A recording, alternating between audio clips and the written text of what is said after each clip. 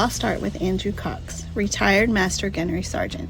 thelostart.podbean.com. Get some merchandise and help support the podcast and getting our veteran voices out for all to hear. Now on all major podcast platforms. Be sure to like, share, and subscribe.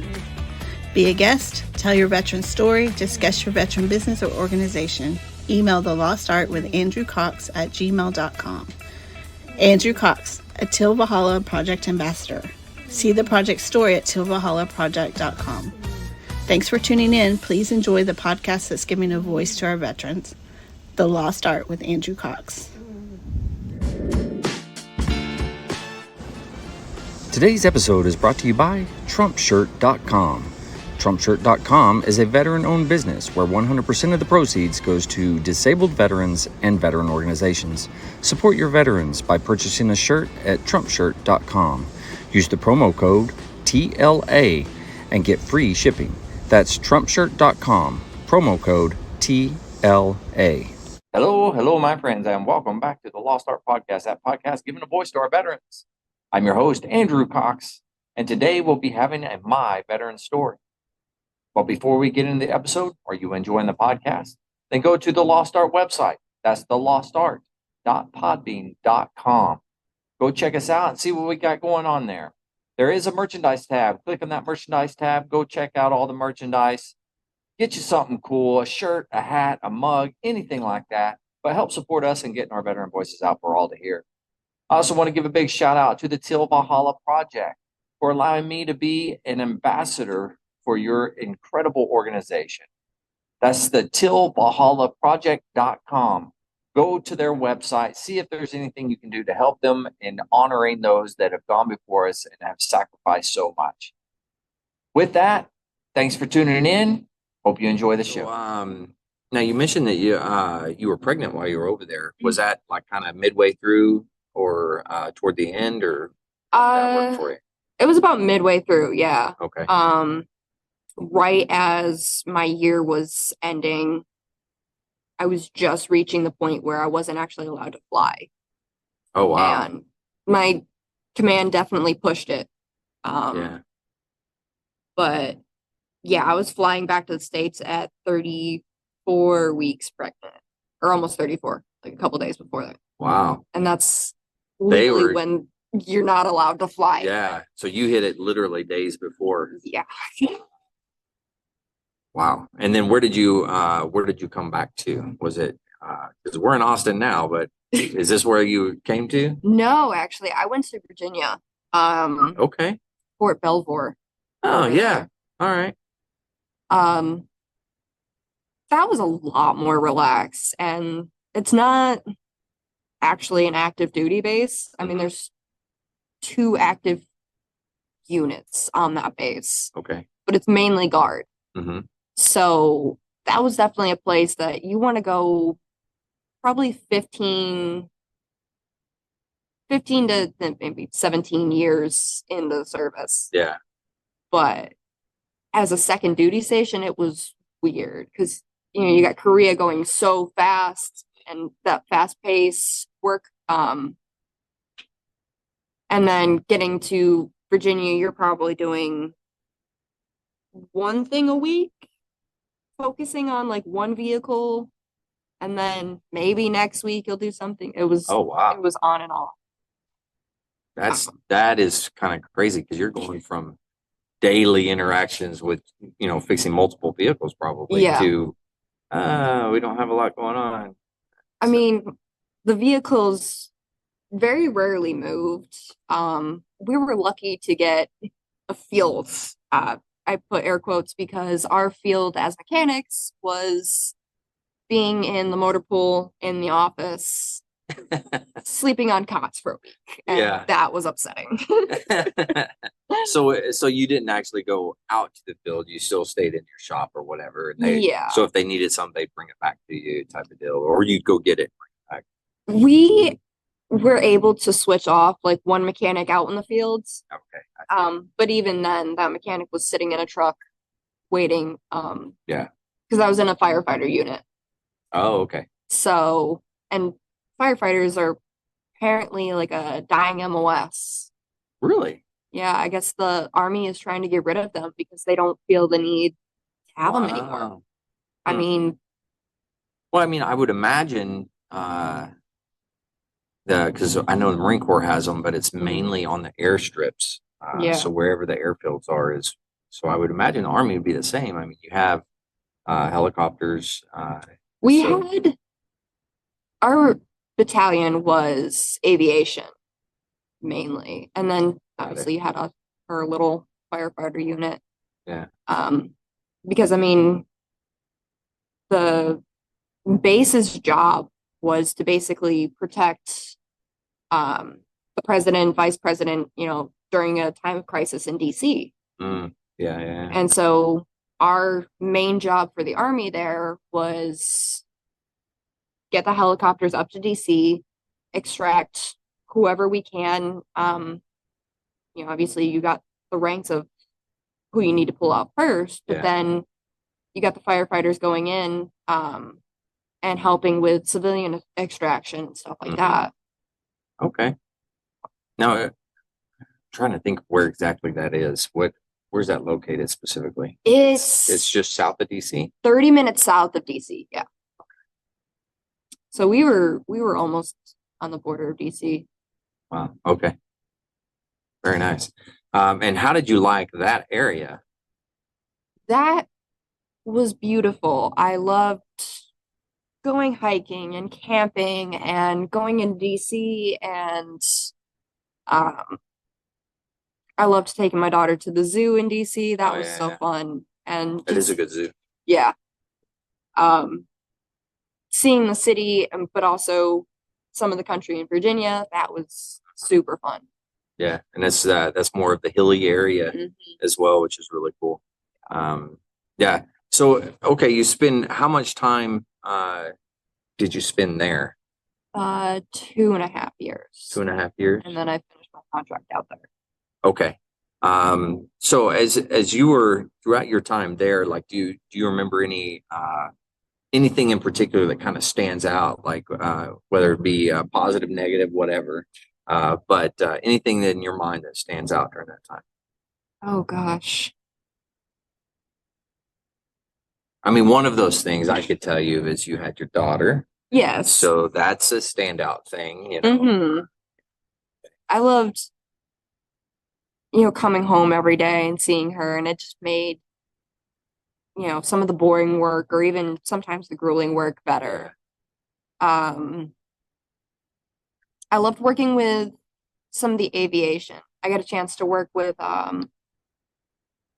Aviation National Guard that was on rotation up there, and seeing how National Guard basically ran things. That was super fun. And even learning some of the firefighter work. Yeah. I got a chance to do like breakthroughs and stuff where you're using a high-powered industrial drill to get through concrete, and the saws to get through rebar and stuff. I got a chance to do that with them, and that was fun. Wow. Yeah, I'd like to do that. That sounds like a good time. Yeah. Okay. Now over your time in the military, because that's where you finished out, right? Okay. So throughout your time, if you look back on that, what would you have to tell people, like maybe the soldiers or military personnel that are in now, what advice would you have for them? I gotta say, basic training is not just, 90% mental, 10% physical. Getting through the military is 90% and 10%. You're always going to come across a lot of mental difficulties over physical. I mean, physical, your body can adapt and progress through, but I know a lot of that mental gets people pretty quick. Yeah, for sure. I have a few friends that actually do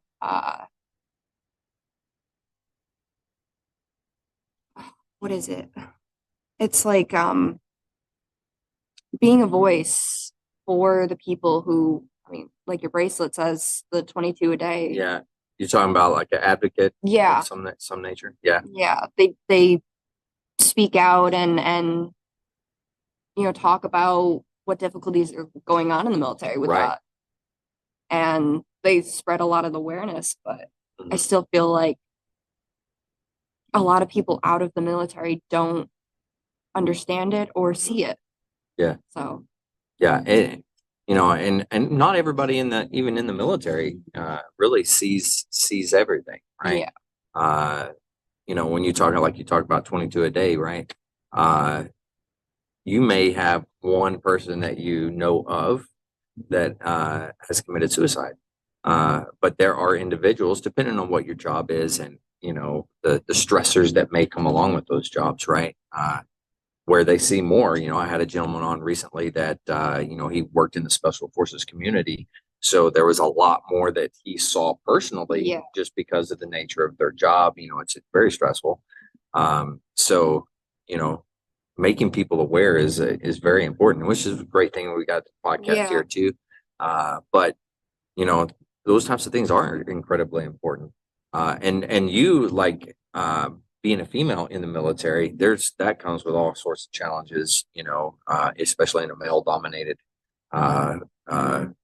service, if you will, right? So, you're always talking about sexual harassment. You're always talking about, anything like that, even just the combat arms now, right? Because females can be in the combat arms now. And I remember there being, oh, females can't do this, they can't do that, da, da, da. So you always have kind of a stigma on it. And I would imagine that'd be kind of tough to overcome from time to time. It's not as talked about, but sometimes you'll have somebody kind of throwing in those comments in between the lines, basically. Yeah. I did have a commander in Korea who was not very happy about having female soldiers under them.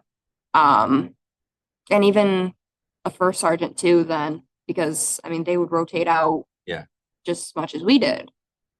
But it was difficult then, hearing somebody who's supposed to be guiding you and teaching you and stuff, or even just in charge of you. Yeah. Hearing that, oh, you shouldn't be doing that, or you can't be doing that. Just trying to slip it into a conversation without making it obvious enough to others.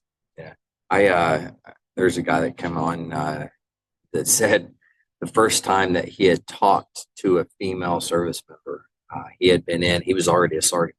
And it was the first time he had ever talked to one and didn't know what to do. Yeah. Which, I don't know, to me, it's mind blowing, but, he's never been around it, so you do have those certain MOSs that used to be like that. I don't think it's as much anymore. Yeah. But it used to be, Oh, definitely. I've heard stories from, NCOs or, even prior service. Like I had, this one E6, she was told by an old command from a prior unit that she should lose her accent because it doesn't make her sound professional or like I don't know. She was from I think Louisiana or something, so she had a thick Southern accent. Yeah. But she said she was told by a command that nobody would respect her or Wow. Yeah. That's wild. That's insane to hear. I think that, in my opinion, that's one of the things that makes the military unique and special is we have a blend of, every cross pollination within the whole United States and around the world. And we're able to come together and still accomplish missions, with our differences, whatever they may be. But I don't know, just my. Oh no, I agree fully. Like platoon members would always have like either duty station I was in would always have like dinner nights. Mhm. And no matter what state or country you were born in, if you had a meal that your mom used to make or something like that, Yeah. that would be the meal that you would make for the platoon. And that was so amazing to just experience another culture, experience another life that you wouldn't really experience outside the military. Yeah, very much so. Mhm. Not to mention, like, getting to go and experience another culture in another part of the world. Yeah. And sometimes that's like that in the United States. Go from the South, and then now you're on to the East Coast or the West Coast, Mhm. and you're like, oh, it's completely different. And Yeah. people act different, they talk different, they eat different, they everything. And that's all here in the U.S. Even. It's pretty wild. All right, so you finish up your time in the Army, right? You're in Missouri, and you're finishing up. What was next for you? Where'd you go? What'd you do? So after I got out, I came to Austin because I had some people that, offered to give me a place to live, help me Mhm. get on my feet being out. And I was severely grateful for that, to be able to have somebody to help me kind of transition. But finding a job was a lot harder, I guess. Yeah. And I mean, for anybody getting out, I guess it's hard for them all, but I agree. Yeah, that is one of the toughest things. And people say, "Oh, there's plenty of jobs out there. They love hiring the military," and maybe they yeah, do, yeah. but finding those jobs sometimes makes it a little more difficult. So, but yeah. So, do you think you were set up for success as you were transitioning out of the Army back into the civilian sector? Not so much as I guess I should have. Um, I mean, I thought I was gonna do okay. I thought, the transition counselor set me up where I needed to and Mhm. help me basically understand being out of the military. Um, Getting here, I realized that my counselor did not help me with very much. Um, it's like I missed so much information. I was trying to work with the county VA office, and I had waited probably 6, 7 months before actually getting in contact with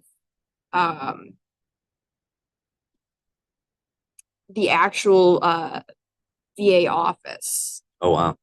Because I was trying to work with the county office for here, and they were supposed to basically help me and then communicate with the VA medical and stuff like that, and VA benefits, everything. But I had already found the the medical and the benefits office and everything like that, and started working with them before the county could actually get back to me and be like, yeah, we can help you now.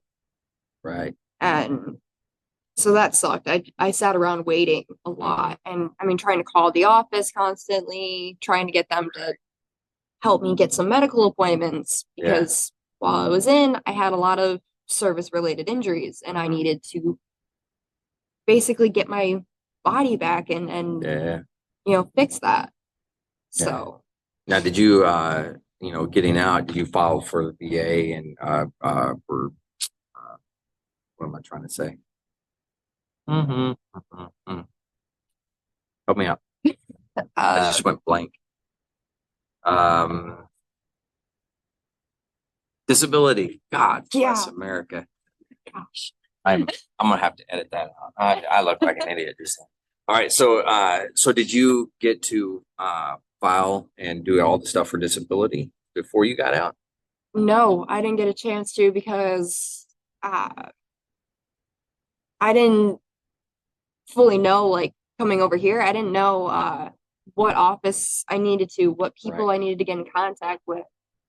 So I basically had to do everything when I got here. Right. Right. Um, How has that process been? it's been better now. Okay. You got the right connections. Yes. Okay.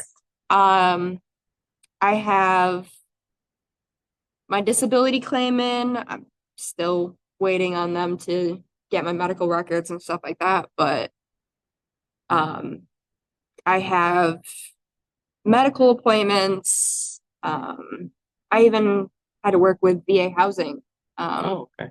to get, a house Yeah. of my own and stuff. Well, an apartment now, but Yeah. Very nice. But they were able to help you out and do all that yes. type of stuff. That's good. And that's one of the big things I try to, talk about is, what things are out there to help veterans and that type of stuff. So I'm glad to see that there's people out there actually utilizing and they are out there actually helping veterans and stuff. So it's good to hear that. I've heard so many horror stories about the VA, how, they'll sometimes help you, sometimes won't, or Right. they can't always help you where you need and stuff. And honestly, I've had like an opposite experience. Yeah. As soon as I found the facility, I mean, I'm able to bounce around from office to office wherever I need. And, sometimes medical can give you walk-ins. I mean, Right. sometimes you have to wait a few months, but I get like Texas alone is a huge hub for veterans. Yeah. So Very true. Yeah. All right. So, and looking at since you've been out, and so you got out in 23, yes, October 23. October 23. So you haven't been out too long. Almost a year. Okay. I mean, that's not very long. I know. Yeah. It's still surreal to think it's been almost a year. Yeah. I miss it. I really do. Yeah. I do. I wanted to stay in for 20 years. I wanted to go drill, Yeah. but I mean, right off of basic training, I had so many hip fractures. Was that from hiking? Yes. That's one of the most common injuries for females, at least in the Marine Corps, Yep. is in boot camp. It's hip injuries, stuff like that, like fractures. Just craziness. Also, then they had us carrying more weight than what was in regulation. They had everything set up so weird. They had short people in the front and tall people in the back, and basically said short people need to get a faster pace. Like keep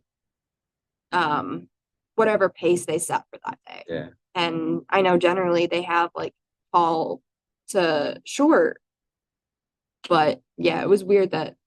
Yeah. I think they do that for because short people have shorter steps. So they try to give them an advantage by keeping them up front, because when you're in the back, you play the accordion game like it's cool. Yeah. So sometimes you're running, sometimes you're almost walking backwards. Oh, but in regulation, you're not allowed to be running. That's right. You're not supposed to run. That's right.